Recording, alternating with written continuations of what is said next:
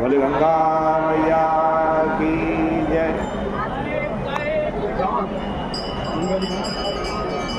बोले वैशाख महात्मा की जय।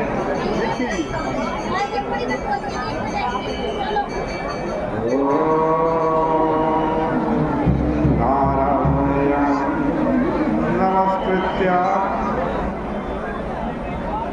नरं चैव नरोत्तमं देवीं सरस्वतीं व्यासं ततो जयमुदीरये।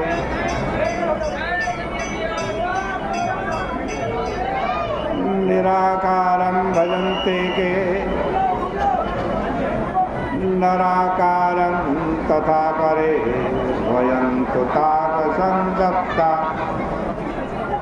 निराकारमुपाश्रये।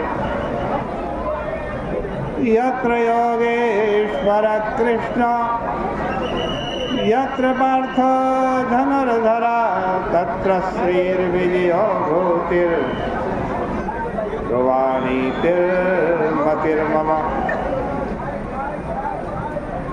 गुरुर्ब्रह्मा गुरुर्विष्णु गुरुर्देवो महेश्वरा गुरुसाक्षात् परं ब्रह्म तस्मै श्री गुरवे नमः। बोले गंगा मैया की जय। बोले वैशाख महात्मा की जय।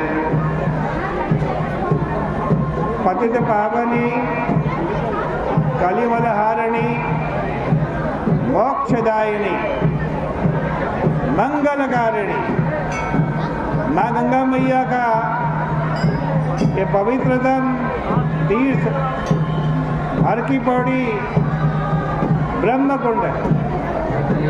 और आप वैशाख महीने की पावन चर्चा श्रवण करने के लिए बैठे। सुखदेव नाम के राजा कह रहे हैं विभूया शृणस्व भूपाल माहात्म्यं पापनाशनम् पुण्यमाघमासस्य वल्लभस्य मदुद्विष। पुरा पाञ्चालदेशे तो राजा पुरुषो भवत् कनयो घोर्यश च पुण्यशीलस्य धीमता।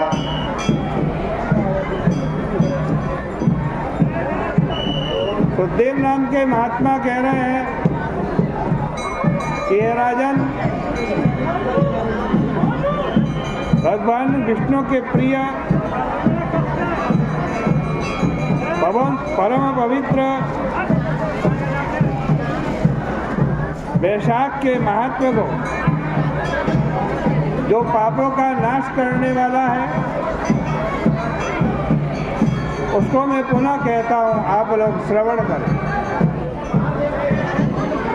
पूर्व काल में पांचाल देश में एक पुरुयश नाम का राजा हुआ। वह बहुत यशस्वी, बुद्धिमान तथा पुण्यशील का लड़का था। वह बड़ा ही धर्मपालक, शौर्य, पराक्रम आदि गुणों से युक्त, धनुर्विद्या में चतुर था। पिताजी के स्वर्ग चला जाने पर राजगद्दी पर बैठकर उस बुद्धिमान ने अपने धर्म के समस्त आज नियमों का पालन किया, पृथ्वी का शासन किया। फिर अचानक कभी कोई दोष उत्पन्न हो गया, उसके राज्य में भयंकर अकाल पड़ गया, दुर्भिक्षी हो गई। आज कहते हैं उस समय राज्य कोष हाथी द्वारा खाए गए कैथ के फल के समान हो गए।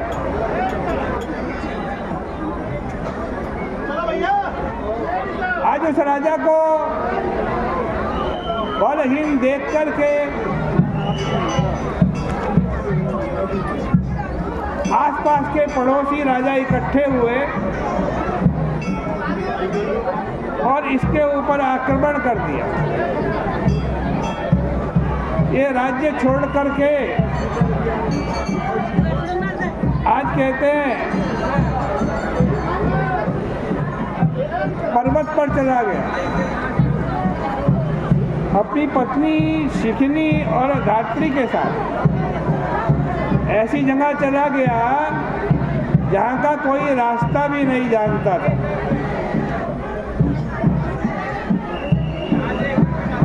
आज कहते इस प्रकार 53 वर्ष हो रहा। फिर एक दिन विचार करने लगा,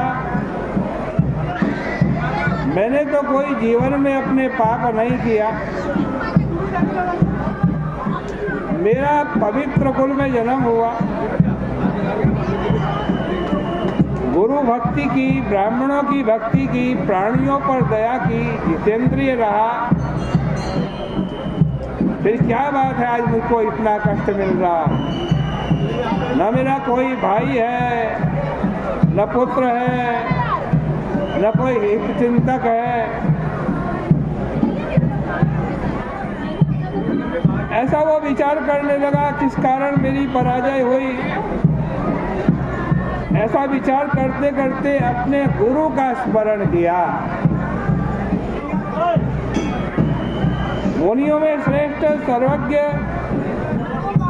याज और उपयाज नाम के गुरु उससे मिलने के लिए आए।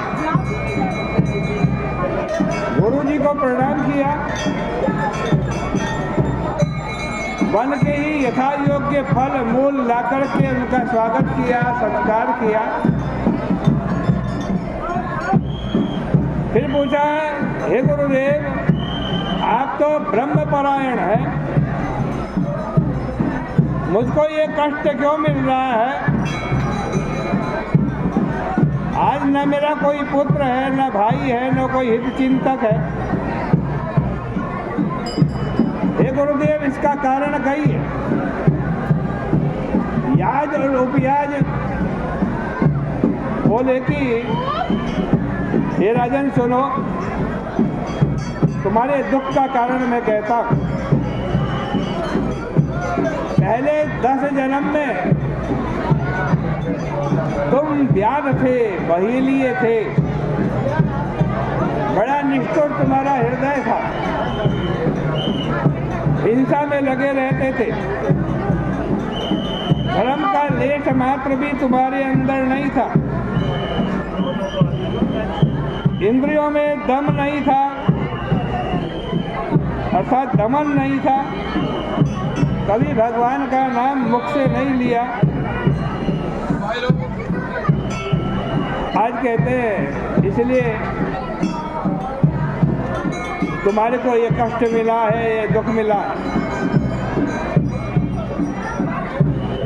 10वें जन्म में तुम सह्य नामक पर्वत पर निर्दयी बहेलिया होकर के सभी लोगों पर दया न करने वाले यमराज के समान थे। उस समय तुम बहुत हिंसा करने लगे, दया रहित, शस्त्र जीवी, किसी का हित न करने वाले, पशु पक्षियों को मार कर खाने वाले, यात्रियों को विश्वासघात करके और लूटने वाले थे। इसी कारण आज तुम्हारा कोई भाई नहीं है, तुम सबको कष्ट देते थे, इसलिए अब तुम्हारा कोई मित्र नहीं है। साधुओं का, संतों का तुमने तिरस्कार किया, इसलिए दिया, इसलिए दरिद्रता तुम्हारे घर में टूट पड़ी है। आज कहते हैं इसलिए तुम्हारे को ये कष्ट और दुख आ रहा है।